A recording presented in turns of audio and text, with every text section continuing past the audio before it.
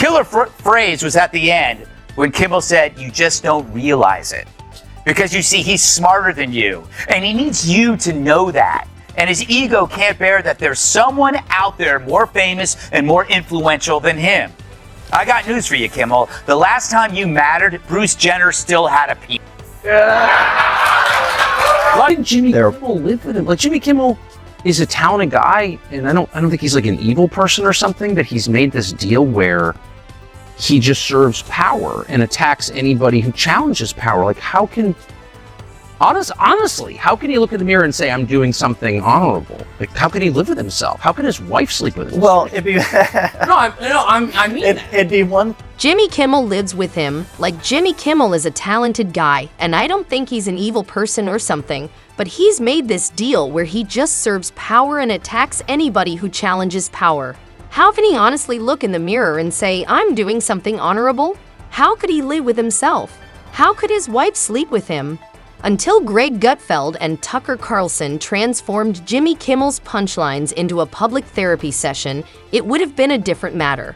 One brought the sass, the other brought the intellectual body slams, and Jimmy brought regret. What started as late as night banter ended with Kimmel wondering if witness protection was still an option. This wasn't just a clapback. It was a full-blown comedic demolition. Curious how badly he got wrecked. Let's just say even his laugh track stopped laughing. Late night host Jimmy Kimmel is back on the air after taking the summer off. He's missed a lot. Kimmel says if you're not vaccinated, you shouldn't get a hospital ICU bed. But I'm not sure if Jimmy was being sincere because he wasn't crying. Anyway, it's just funny hearing someone say, I see you, who nobody actually sees. Look, I don't want to suggest that Kimmel's show has become boring and predictable, but last night during the taping, people in the studio audience were changing the channel. Jimmy Kimmel strutted into another monologue like he was the undisputed heavyweight champ of late-night comedy, blissfully unaware that two very different beasts, Greg Gutfeld and Tucker Carlson, were sharpening their claws with the finesse of seasoned sadists. It wasn't a roast. It wasn't even a skirmish. It was more like watching a houseplant get thrown into a wood chipper. Slow, oddly satisfying, and entirely one-sided. Comedians are supposed to hold people in positions of power accountable. Yeah. The people in charge. Exactly. He's their Praetorian guard. Yeah. And it's like the self-hatred he must feel, because he wasn't always, that's my point. Yeah. I mean, Colbert has always been a hard partisan, talented guy, but obviously he's not a comedian. But Kimmel was a comedian. Like, how does he, I don't understand. I don't know. How he can sleep. He might buy into the narrative to the extent that he thinks it's morally wrong to joke about these certain topics. But it's not just that. He's like pouring hot oil on the peasants from the parapet. Like, he's hurting anyone who challenges the king. It's crazy. Kimmel, ever the moral hall monitor of Hollywood, had taken another swing at Fox News, throwing in his usual smug backhanders like a man who still thinks sarcasm is an Olympic sport. He leaned into his self-appointed role as late-night dad, explaining politics to the kids with a raised eyebrow and all the joy of a substitute teacher during finals week. Unfortunately for Jimmy, this time the class included Gutfeld, a man who eats smugness for breakfast and roasts egos like marshmallows. If you're open up to being wrong, you're more than likely going to end up right once in a while. But these guys have been wrong for 8 years. They've been wrong for 8 years because they can't let go of their egos. It's true in the media. It's actually, it's true among the never Trumper Republicans. If you look at the sourpusses, it's an internal emotional feeling that why him, Trump, and not me? Whether it's like, I don't know, Bill Kristol or Jonah Goldberg. It's like these are guys that were generally normal, and then their egos just kind of like they just took it hard, and you gotta let go. Gutfeld didn't just respond, he ignited. The man practically lit a cigarette after the burn he delivered, not because he needed one, but because the metaphor demanded it.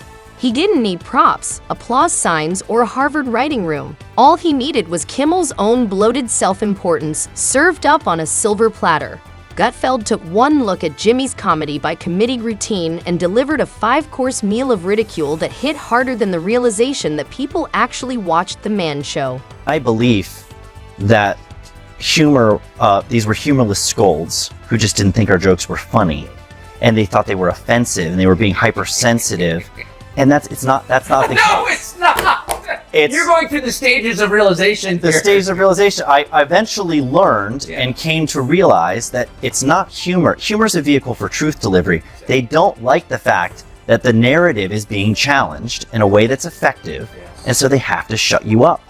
And so that's what it's about. It has nothing to do with them being Wait, they don't have humorless limits. scolds They don't have. While Kimmel was still clapping at his own jokes, Greg was in a different league, pulling up receipts data and a few scalpel sharp jabs at how Kimmel's show now survives purely off virtue signaling and YouTube clips with titles like Kimmel Destroys Democracy Deniers Again.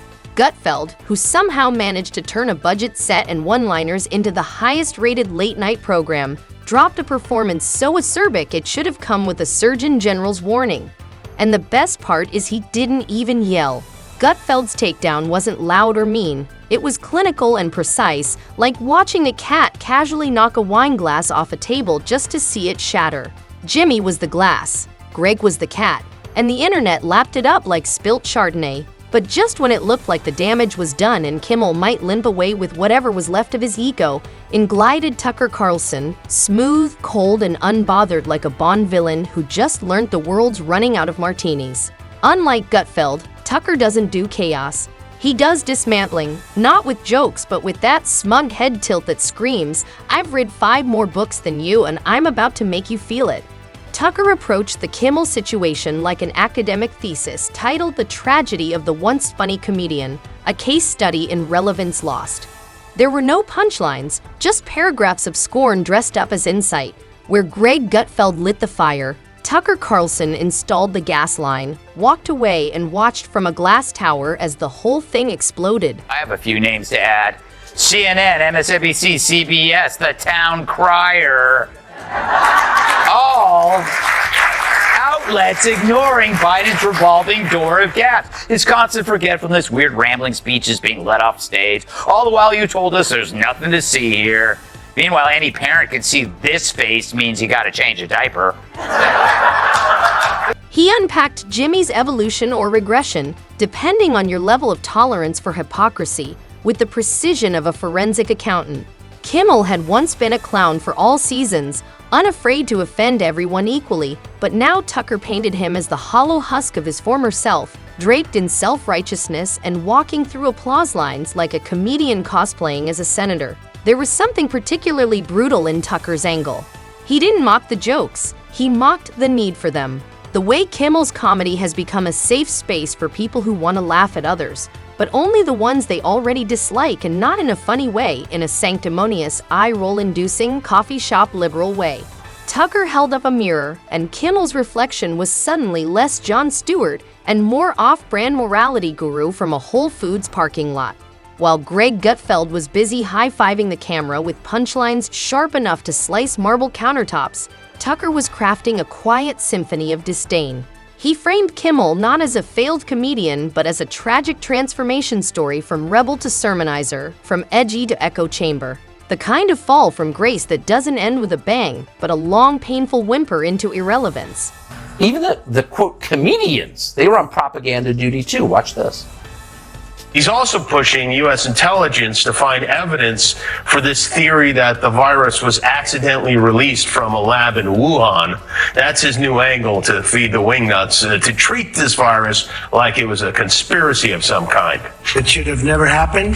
This plague should never have happened. It could have been stopped. But people chose not to stop it. What people? Tomorrow he'll blame the Spanish flu on Antonio Banderas. Yeah. Imagine if you're a comedian and all of a sudden your cue card has all kinds of talking points from politicians and foreign governments on it. Don't read it. You degrade yourself and you become complicit in the greatest crime. And what made it all sting worse was numbers, real ones. Gutfeld's show wasn't just beating Kimmel, it was obliterating him in the ratings like a semi-truck through a gluten-free bakery. For a man who used to be the top dog in a time slot filled with legends, Jimmy now found himself flailing in Gutfeld's rearview mirror, waving desperately with nothing but canned laughter and moralistic monologues to keep him afloat. Social media predictably had a field day. The memes poured in faster than Jimmy's Nielsen numbers could drop. In side-by-side comparisons, Gutfeld dressed as a late-night barbarian with a flaming microphone, and Tucker as a stoic, sneering librarian closing the book on Jimmy's relevance. The internet crowned them the unlikeliest tag team champions in the arena of cultural humiliation. It wasn't just about who was funnier, it was about who had evolved and who hadn't. Gutfeld, despite being cast as the court jester of Fox News, understood one critical thing. Comedy should be uncomfortable. It should sting a little, and it shouldn't feel like a TED talk that forgot to be interesting. Tucker, never aiming for laughs, understood something else. That intellect delivered with a smirk is more painful than a punchline. Meanwhile, Jimmy was still over there reading jokes like they were sacred scrolls, eyes wide with forced indignation and a grin that says, "Please clap." He didn't know he was playing a different game now, one where his opponents weren't just louder or meaner, but sharper, quicker, and more devastatingly self-aware. So these fellas are experiencing deep mental pain. And it's not just them. Journalists are now offering tips to deal with their disappointment, frustration, even fear. And I get it, that's normal after any loss. I'm still mad about losing World's Sexiest Man to Johnny Depp. But why would people feel fear? Maybe because their only news sources are constantly telling them Trump's going to turn America into Nazi Germany. But you know who felt actual fear during the Biden administration? People who had to ride the subway or have to buy groceries. And perhaps the most delicious irony of all, the very people Jimmy spent years mocking, the ones who supposedly don't get comedy, were the ones now producing it. Gutfeld's show, with its shoestring budget and reject sickum energy, felt more rebellious and alive than anything Kimmel had done in years. Tucker, even without a set, was turning more heads with monologues filmed in cabins than Kimmel could with an entire network behind him. As the dust settled, one thing became painfully clear. Jimmy Kimmel hadn't been humiliated by louder voices. He'd been undone by better writing, clearer thinking, and the kind of charisma that doesn't beg for applause. It commands attention, and still there was no debate, no face-to-face, no dramatic showdown. Just two well-aimed salvos from opposite towers reducing Jimmy's pedestal to a pile of laugh track ashes. Gutfeld and Carlson didn't argue with him. They simply pointed, laughed, and moved on. Kimmel, on the other hand, remained stuck, still explaining jokes, still preaching to the converted, still clapping at his own punchlines like the guy at a karaoke bar who genuinely believes he nailed Queen. Except now the crowd had thinned out, the mic was unplugged, and the only thing left was the echo of a career that used to mean something. There's something uniquely painful about being humiliated by two people who don't even acknowledge your existence as an equal. Dana, I'll start with you. It was a terrible night for women. Trump won more women. He won the popular vote. What are these people moaning about? I don't know. I mean, today Brian Stelter tweeted that there was a talent agent who told him that a lot of members of the media are questioning whether they have it in them to cover another Trump cycle. And then they wonder why the working class is like, guys, you are so out of touch with what real work is. And also, they didn't really cover the Biden administration. They didn't cover the border. They didn't cover inflation. Gutfeld treated Kimmel like a target-rich environment. Tucker treated him like an expired coupon. Together, they didn't just roast him, they redefined him as a cautionary tale. Late-night TV used to be about belly laughs, goofy skits, and the occasional musical guest who didn't look like they wandered out of a Whole Foods yoga aisle. But now it's like watching CSPN with a laugh track taped on. The shift has been seismic. Comedy's new uniform is a suit of political armor. And nobody's leaning into it harder than Jimmy Kimmel, TV's most passionate liberal arts professor with a comedy degree he burnt somewhere in the Trump era. Once the guy who hosted beer bongs on The Man Show, Kimmel now opens monologues like he's testifying before Congress.